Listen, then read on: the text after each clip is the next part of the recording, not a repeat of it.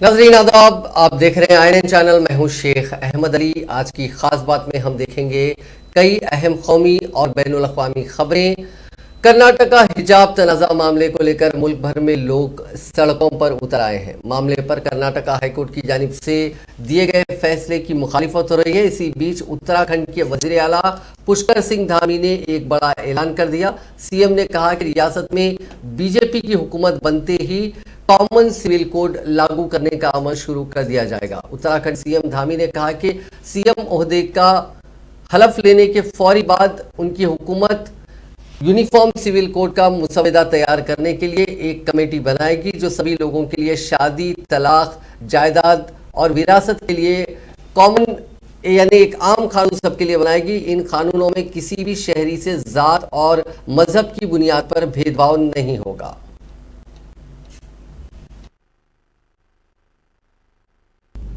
उत्तराखंड की सांस्कृतिक आध्यात्मिक विरासत की रक्षा, यहाँ के पर्यावरण की रक्षा और राष्ट्र रक्षा के लिए उत्तराखंड की सीमाओं की रक्षा, ये तीनों ही आज उत्तराखंड ही नहीं बल्कि पूरे भारत के लिए अहम है। इस दृष्टि से आगामी नई बीजेपी सरकार अपने शपथ ग्रहण के तुरंत बाद न्यायविदों, सेवानिवृत्त जनों, समाज के प्रबुद्ध जनों और अन्य स्टेक होल्डरों की एक कमेटी गठित करेगी जो कि उत्तराखंड राज्य के लिए यूनिफॉर्म सिविल कोड का ड्राफ्ट तैयार करेगी।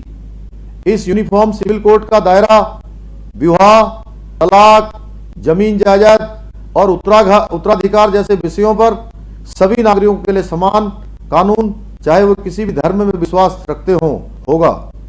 ये यूनिफॉर्म सिविल कोड संविधान निर्माताओं के सपनों को पूरा करने की दिशा में एक अहम कदम होगा और संविधान की भावनाओं को मूर्त रूप देगा। यह भारतीय संविधान के आर्टिकल 44 की दिशा में भी एक प्रभावी कदम होगा जो देश के सभी नागरिकों के लिए समान नागरिक संहिता की संकल्पना प्रस्तुत करता है। सर्वोच्च न्यायालय ने भी समय समय पर इसे लागू करने पर जोर ही नहीं दिया बल्कि कई बार इस दिशा में कदम नहीं उठाने के लिए भी नाराजगी व्यक्त की है। साथ ही इस महत्वपूर्ण निर्णय में हमें गोवा राज्य से भी प्रेरणा मिलेगी जिसने एक प्रकार के यूनिफॉर्म सिविल कोड लागू करके देश में एक उदाहरण पेश किया है जिसका उदाहरण सुप्रीम कोर्ट के माननीय जजों द्वारा भी दिया गया है। उत्तराखंड में जल्द से जल्द यूनिफॉर्म सिविल कोड लागू करने से राज्य के सभी नागरिकों के लिए समान अधिकारों को बल मिलेगा। इससे राज्य में सामाजिक समरसता बढ़ेगी, जेंडर जस्टिस को बढ़ावा मिलेगा, महिला सशक्तिकरण को ताकत मिलेगी और साथ ही देवभूमि की असाधारण सांस्कृतिक आध्यात्मिक पहचान को यहाँ के दुनिया भर में मजहबी आज़ादी पर नजर रखने और रिपोर्ट करने वाले अमेरिकी हुकूमत के इदारे बराए बैनुल अक़वामी मजहबी आज़ादी IRF ने कॉलेज कैंपस में मुस्लिम तालिबात के हिजाब पहनने के मुतालबे के बाद पैदा होने वाले तनाज़े के दरमियान कर्नाटका हुकूमत पर तनकीद की है। कहना है कि मजहब की आज़ादी में लिबास के इंतखाब की आज़ादी भी शामिल है। IRF के सफीर राशिद हुसैन ने कर्नाटका तनाज़े का जिक्र करते हुए ट्वीट किया कि कर्नाटका के हुक्काम को मजहबी लिबास की इजाज़त का तयन नहीं करना चाहिए। बयान में मजीद कहा गया है कि स्कूलों में हिजाब पर पाबंदी मजहबी आज़ादी की खिलाफ वर्जी है। राशिद हुसैन ने कहा कि मजहबी आज़ादी में किसी को भी मजहबी पोशाक इंतखाब करने का इख्तियार शामिल है। हिंदुस्तानी रियासत कर्नाटका में मजहबी लिबास पहनने की इजाज़त का तयन नहीं करना चाहिए। स्कूलों में हिजाब पर पाबंदी मजहबी आज़ादी की खिलाफ वर्जी करती है और यह ख़वातीन और लड़कियों को हाशिए पर लाने का काम करता है। आलमी मजहबी आज़ादी का इदारा है जिसके हुसैन सफ़ीर हैं, अमरीकी दफ्तर बराए बैनुल अक़वामी मजहबी आज़ादी के तहत आता है और उसकी तरफ से माजी में भी हिंदुस्तान की मजहबी कशीदगी पर तबसरे किए गए हैं।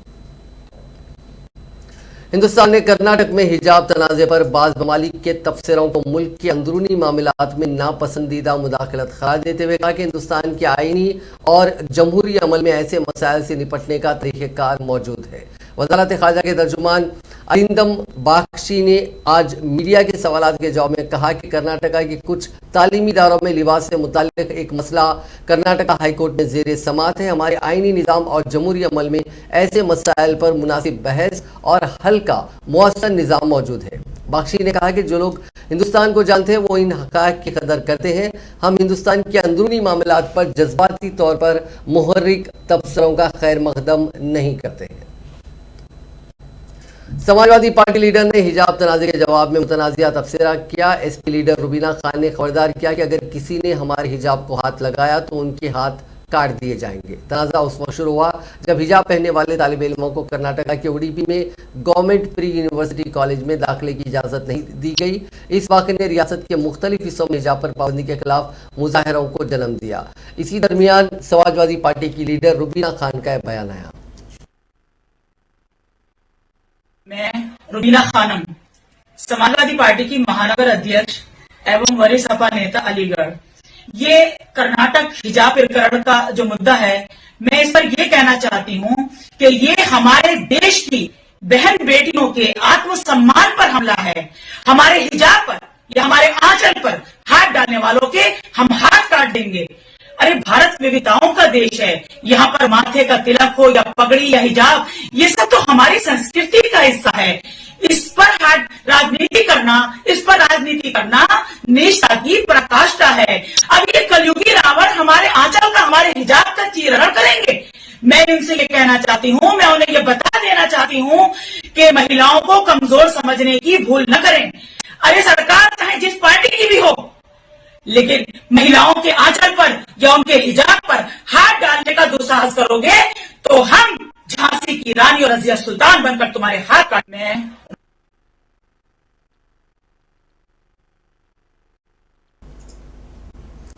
बजाज ग्रुप के साबिक चेयरमैन राहुल बजाज का हफ्ते के रोज पूना में इंतकाल हो गया। वो 83 बरस के थे। बजाज लंबे वक्त से कैंसर से मुतासिर थे। वो पिछले 1 महीने से अस्पताल में भर्ती थे। रूबी हॉल क्लिनिक के मैनेजिंग ट्रस्टी डॉक्टर पूर्वेज ग्रांट ने कहा कि उन्हें निमोनिया था और दिल की बीमारी से भी वो मुतासिर थे। राहुल बजाज ने दोपहर 2:30 बजे आखिरी सांस ली। इस दौरान उनके खानदान के करीबी रुकन उनके पास मौजूद थे। राहुल बजाज का जन्म 10 जून 1938 को कोलकाता में मारवाड़ी बिजनेसमैन कमल नयन बजाज और सावित्री बजाज के घर हुआ था। बजाज और नेहरू खानदान में 3 जनरेशन से फैमिली फ्रेंडशिप चली आ रही थी। राहुल के वालिद कमल नयन और इंदिरा गांधी कुछ वक्त एक ही स्कूल में पढ़े थे। 2001 में उन्हें पद्म भूषण से नवाजा गया था। राहुल बजाज ने 1965 में बजाज ग्रुप की जिम्मेदारी संभाली थी। उनकी सरबराही में बजाज ऑटो का टर्नओवर 7 करोड़ 20 लाख से 12,000 करोड़ रुपए तक पहुंच गया। ये स्कूटर बेचने वाली मुल्क की पहली कंपनी बनी और सबसे बड़ी कंपनी बनी। वो 50 साल तक बजाज ग्रुप के चेयरमैन रहे। 2005 में राहुल बजाज ने बेटे राजीव को कंपनी की कमान सौंपनी शुरू कर दी थी। तब उन्होंने राजीव को बजाज ऑटो का मैनेजिंग डायरेक्टर बनाया था, जिसके बाद ऑटोमोबाइल इंडस्ट्री में कंपनी के प्रोडक्ट की मांग न सिर्फ घरेलू बाजार में बल्कि इंटरनेशनल मार्केट में भी बढ़ गई थी। छत्तीसगढ़ के जिले बीजापुर में आज सुबह तलाशी पर निकले जवानों पर नक्सलियों ने हमला कर दिया। इस हमले में सेंट्रल रिजर्व पुलिस फोर्स यानी सीआरपीएफ के असिस्टेंट कमांडेंट एसबी टर्की शहीद हो गए और एक जवान जख्मी हो गया। पुलिस सुपरिंटेंडेंट कमलोचिन कश्यप ने बताया कि बिजगोड़ा थाना इलाके में तैनात सीआरपीएफ 168 बटालियन के अहलकार सुबह तलाशी ऑपरेशन के लिए असवर ब्लॉक के तिमापुर के लिए रवाना हुए थे, जहां नक्सलियों ने पिटकल के जंगलात में उन पर हमला किया। इस दौरान पुलिस और नक्सलियों के दरमियान जबरदस्त तसादुम हुआ। फायरिंग में सीआरपीएफ 168 बटालियन के असिस्टेंट कमांडेंट एसबी टर्की शहीद हो गए। तसादुम में एक और जवान भी जख्मी हुआ, जिसे इलाज के लिए बीजापुर जिला अस्पताल लाया गया। शहीद असिस्टेंट कमांडेंट एसबी टर्की का ताल्लुक झारखंड से है। एसपी कश्यप ने बताया कि इनकाउंटर में नक्सलियों को भी नुकसान पहुंचा। इस जगह पर नजर आने वाले खून के धब्बों से जाहिर होता है। उन्होंने कहा कि इलाके में सर्च ऑपरेशन तेज कर दिया गया है। हफ्ते के रोज वजीर आजम नरेंद्र मोदी कन्नौज पहुंचे। वहां उन्होंने एक इंतखाबी जलसे को खिताब करते हुए कहा कि कन्नौज की आबो हवा में इत्र की खुशबू तो होती है, लेकिन यहाँ के लोगों की मेहनत की खुशबू भी होती है। उन्होंने कहा कि उत्तर प्रदेश, गोवा, उत्तराखंड जहाँ जहाँ बीजेपी के इंतखाबी मुहिम के लिए उनका जाना हुआ, वहाँ बीजेपी को लेकर बीजेपी की हिमायत में एक लहर उन्हें देखने को मिली। जो काम इनको छोटे लगते हैं, हमें उनमें गरीब की तरक्की का समाधान दिखता है। हमें उसकी चिंता थी जिसके पास या तो जमीन है ही नहीं या फिर बहुत कम है। हमें उन बहनों की चिंता थी जिनके लिए पशुपालन आत्मनिर्भरता का आत्मसम्मान का माध्यम है। पशुपालन में जुटे एक बड़े समाज को जिसे पिछड़ा कहा गया, हमें उनकी समृद्धि, उनकी गरिमा की चिंता थी। हमें उन पशुओं की चिंता थी जिनको बेसहारा बेआसरा छोड़ दिया जाता है। इसलिए दूध के साथ साथ और जो दूध नहीं दे पाते हैं वो पशु का भी गोबर से भी धन कमाने के माध्यम आज हम विकसित कर रहे हैं। उत्तर प्रदेश में गोबर से बायोगैस बनाने के, जैविक खाद बनाने वाले बहुत बड़े प्लांट लगाए जा रहे हैं। साथियों, हमारी सरकार नेचुरल फार्मिंग को भी बढ़ावा दे रही है। ये खेती का वो तरीका है जिसमें खेती पर खर्च ना के बराबर होता है, लेकिन उत्पादन और ज्यादा होता है। इसमें भी हमारे पशुधन की भूमिका है। देश के अनेक राज्यों के किसान आज केमिकल फ्री खेती कर रहे हैं, नेचुरल फार्मिंग कर रहे हैं और पहले से ज्यादा पैसा कमा रहे हैं। जो पशु कुछ लोगों को बोझ लगते हैं, वही पशु अब किसानों की कमाई बढ़ाने में मदद करने जा रहे हैं। अभी कुछ दिन पहले मेरी काशी से ऐसे कई किसानों से मुलाकात हुई थी। नेचुरल फार्मिंग का ये तरीका उत्तर प्रदेश के छोटे किसानों के लिए भी बहुत लाभकारी है। जो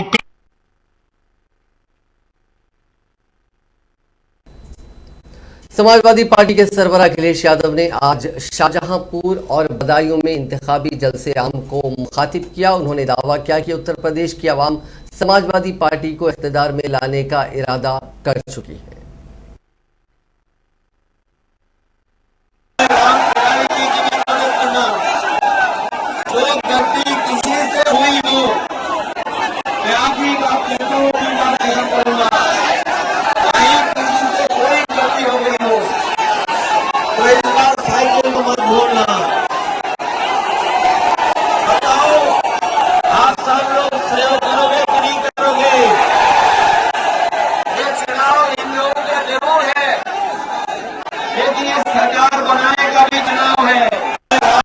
कि जो चुनाव का परिणाम आना था 10 मार्च को, जिसको भी पता होगा, जानकारी होगी कि जब पहले चरण का वोट पड़ा है, पहले चरण की जनता ने ही फैसला सुना दिया है। जनता ने इंतजार नहीं किया 10 मार्च का, पहले चरण की जनता ने 10 फरवरी को ही परिणाम बता दिया कि आने वाले समय में गठबंधन की सरकार आने जा रही है।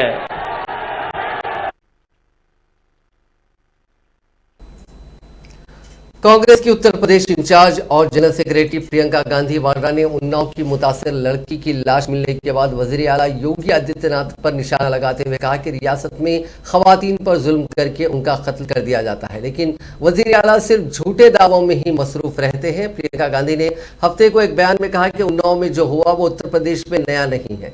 एक दलित लड़की की मां अपनी बेटी का पता लगाने के लिए दफ्तरों के चक्कर काटती रही, आखिर में उसे अपनी बेटी की लाश मिली। इंतजामिया ने उसकी एक नहीं सुनी। बीजेपी को इस मसले पर सियासत करने के बजाय जवाब देना चाहिए कि इंतजामिया क्यों उस मां को जनवरी से दौड़ाता रहा, किसी ने उस बेटी की मां की गुहार नहीं सुनी। उन्होंने वजीर आला से कहा कि योगी आदित्यनाथ जी, आप अपनी तकरीरों में अमन और कानून की बात करना छोड़ दीजिए। आपके इंतजामिया में खवातीन को इंसाफ के लिए दर बदर भटकना पड़ता है। खवातीन पर जुल्म होने पर उनकी आवाज़ सुनी ही नहीं जाती, जुल्म करके उनका कत्ल कर दिया जाता है और आप झूठे दावों में मसरूफ रहते हैं। कांग्रेस जनरल सेक्रेटरी प्रियंका गांधी ने आज उत्तराखंड के श्रीनगर में एक इंतखाबी जलसे आम को खिताब किया। प्रियंका गांधी ने कहा कि कांग्रेस पार्टी जनता के मफाद में काम करना चाहती है, जबकि बीजेपी बड़े बड़े कारोबारियों के लिए काम करने वाली सियासत कर रही है। एक और जलसे आम से खिताब करते हुए प्रियंका गांधी ने कहा कि कोरोना में एकदम से लॉकडाउन लगा दिया गया, बसें बंद कर दी गई और जब लोग पैदल आ रहे थे तब कांग्रेस के लोगों ने उनके लिए खाने और बसों का इंतजाम किया। पलायन करके बाहर जाते हैं, इतनी मेहनत से वो काम करते हैं, दिन रात काम करके घर पैसा भेजते हैं। इस सरकार ने क्या किया जब कोरोना आया? एक दिन में कह दिया लॉकडाउन हो गया, बसें बंद, ट्रेन बंद, जाओ घर अपने। तमाम उत्तराखंड के लोग जो दिल्ली जैसे शहरों में मेहनत की कमाई करते हैं, दिन रात काम करते हैं, उनको भगवान के भरोसे छोड़ दिया। कुछ दिनों पहले प्रधानमंत्री जी ने संसद में कहा कि कांग्रेस पार्टी ने इन लोगों की मदद की, कोरोना फैला दिया पूरे देश में राजनीति करके। तो हम क्या करते, मैं पूछना चाहती हूँ। आपके भाई बहन सड़क पे चल के आ रहे थे, पैदल आ रहे थे, कोई सुविधा नहीं थी, कोई साधन नहीं था, क्या हम उनको ऐसे ही छोड़ देते? हमें मदद कर दो। मुझे याद है हमने कितनी जीपों का इंतजाम किया, बसों का इंतजाम किया। क्यों किया? हम राजनीति कर रहे थे क्या? हम अपना धर्म निभा रहे थे। हम आपके हित में काम करना चाहते हैं। अब समय आ गया है, ये जो राजनीति है जो सिर्फ बड़े बड़े अमीरों के लिए और उद्योगपतियों के लिए काम करती है, इस राजनीति को खत्म करिए, निकालिए अपने प्रदेश के लिए, प्रदेश से। ये मौका है, राजनीति को अपने प्रदेश में बदलिए। दिनेश कोडियाल जैसे ईमानदार सच्चे इंसान को, जो आप आपके लिए मेहनत करना चाहते हैं, उनको भारी बहुमत से जिताइए। उखाड़ के फेंक दीजिए भाजपा को उत्तराखंड से। यहाँ कांग्रेस की सरकार बननी चाहिए, यहाँ आपके पक्ष में सरकार बननी चाहिए, आपके हित में सरकार चलनी चाहिए। बहुत बहुत धन्यवाद। जय हिंद। पलायन करके बाहर।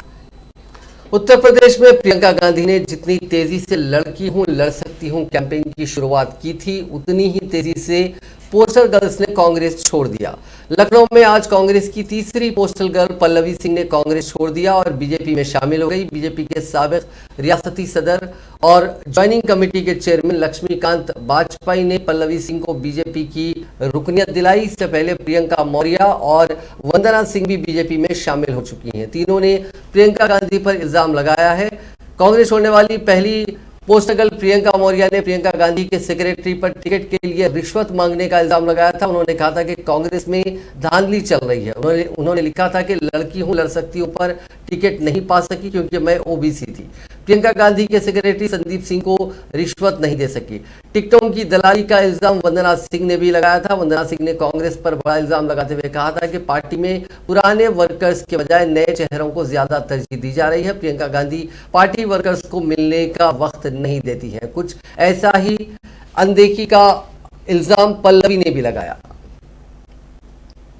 उत्तर प्रदेश में इंतखाबी सरगर्मियां अपने उरूज पर हैं और सभी पार्टियों की कोशिश है कि वो वोटरों को अपने वादों और अज़ाइम पर यकीन दिलाए ताकि रियासत की तरक्की के लिए काम किया जा सके। इस दरमियान एक ऐसी खबर सामने आई है जिससे समाजवादी पार्टी की मुश्किलें बढ़ती हुई नजर आ रही हैं। प्रयागराज में समाजवादी पार्टी दफ्तर में पैसा तकसीम किए जाने की वीडियो वायरल हो गई है। इस वीडियो के सामने आने के बाद एफआईआर दर्ज किए जाने की भी इतला मौसूल हुई है। मीडिया रिपोर्ट्स के मुताबिक इस वाक़े से मुतालिक पुलिस सुपरिंटेंडेंट क्राइम ने अपना रद्द-ए-अमल जाहिर करते हुए कहा कि हमने वीडियो की जांच कराई, ये बात सच निकली है कि समाजवादी पार्टी के मरकजी दफ्तर की छत से नीचे उतरते हुए लोगों को नोट बांटे गए। एफआईआर दर्ज कर ली गई है, मामले की जांच जारी है।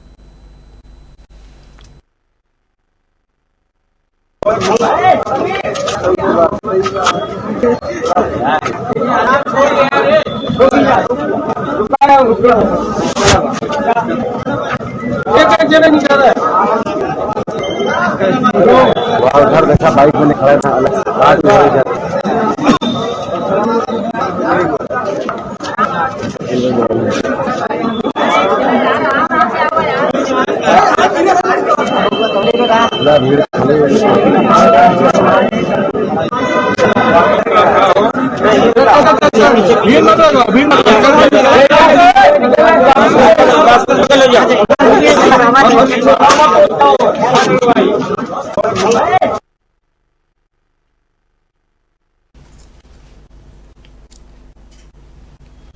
बेंगलुरु से आने वाली यशवंतपुर निजामुद्दीन संपर्क क्रांति एक्सप्रेस की पैंट्री कार में रेप का मामला सामने आया है। ये वाकया जुमे की रात 9 से 10 बजे हरदा इटारसी के बीच पेश आया। मुतासिरा दिल्ली की रहने वाली है और वो ट्रेन से अपने घर जा रही थी। इस मामले में जीआरपी ने भोपाल स्टेशन पर एफआईआर दर्ज की है। मुलजिम पैंट्री कार का मैनेजर बताया जा रहा है। रेप के बाद मुलजिम ने 21 साल की मुतासिरा को चलती ट्रेन से फेंक देने की धमकी भी दी थी।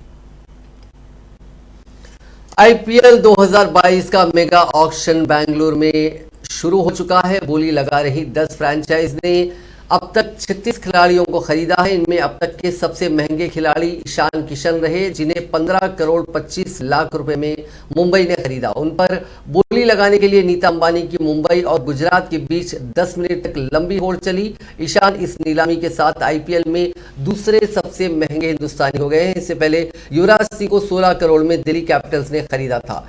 ईशान ने अपने गुरु महेंद्र सिंह धोनी को भी पछाड़ दिया, जिन्हें चेन्नई ने 12 करोड़ में रिटेन किया। ईशान के बाद दूसरे सबसे महंगे खिलाड़ी बीके दीपक चाहर, उन्हें चेन्नई सुपर किंग्स ने 14 करोड़ में खरीदा।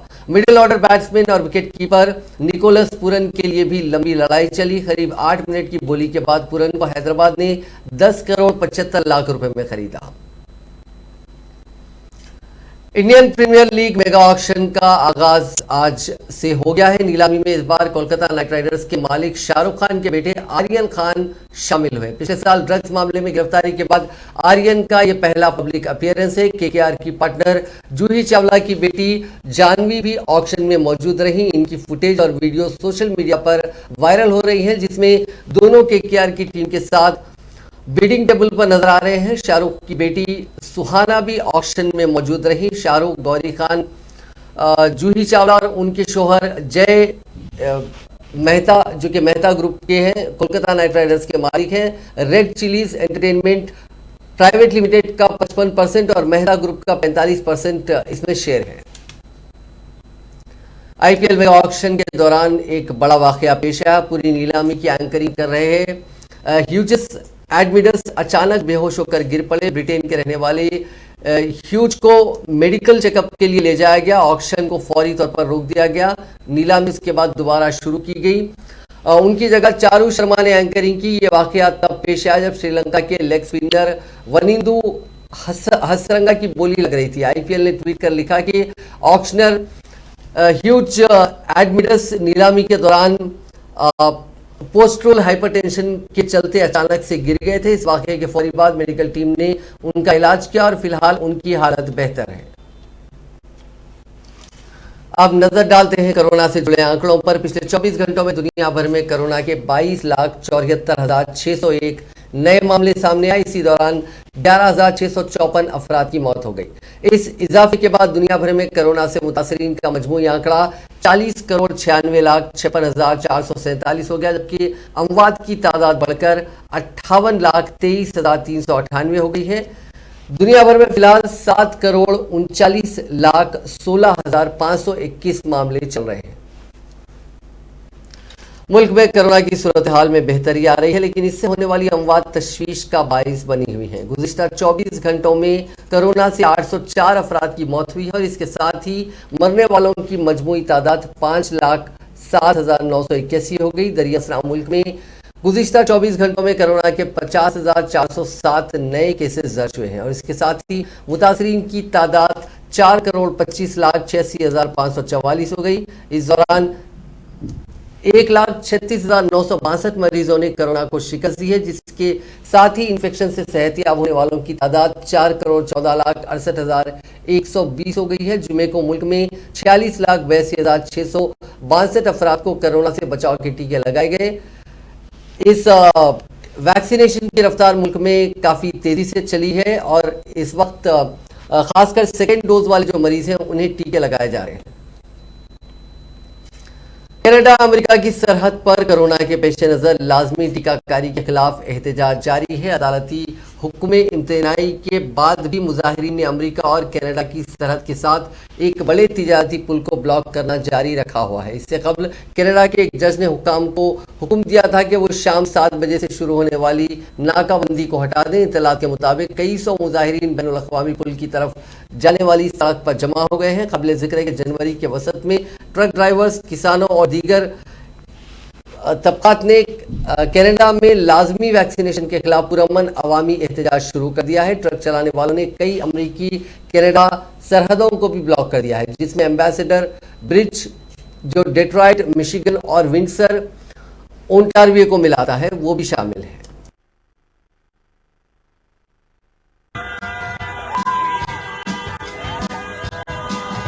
Hey, nos jambes du tournesol. Yes, sir! Ça, c'est le fun. Ça fait plein de monde comme eux autres pour cesser la stupidité. Lâchez pas, gang! Yes!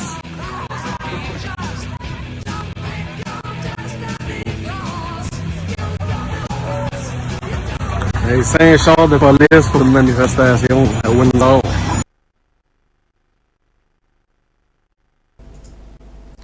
इस हफ्ते सोने चांदी में अच्छी तेजी देखने को मिली। India bullion and jewellers association की वेबसाइट के मुताबिक सराफा बाजार में इस हफ्ते सोना 645 रुपए महंगा होकर 48,920 रुपए फी तोला पर पहुंच गया। इस हफ्ते की शुरुआत में यानी 7 फरवरी को ये 48,275 रुपए फी तोला पर था।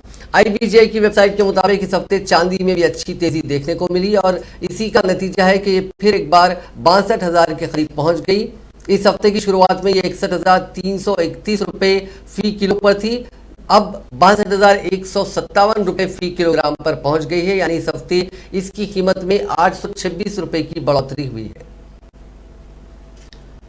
फलस्तीनी हिलाल अहमद ने हफ्ते को इत्तला दी कि मगरबी किनारे के शहर नाबलस के करीब जुमे को इसराइली फौज के साथ झड़प में 160 से ज्यादा फलस्तीनी जख्मी हो गए हैं। हिलाल अहमद ने कहा कि उनमें से 2 अफराद गोलियों से, 25 रबर की गोलियों से और दीगर आंसू गैस से जख्मी हुए हैं। गुज़िश्ता साल से नाबलस के जुनूब में वाक़े बीता के इलाकों में फलस्तीनियों और इसराइली फौज के दरमियान झड़पें होती रही हैं।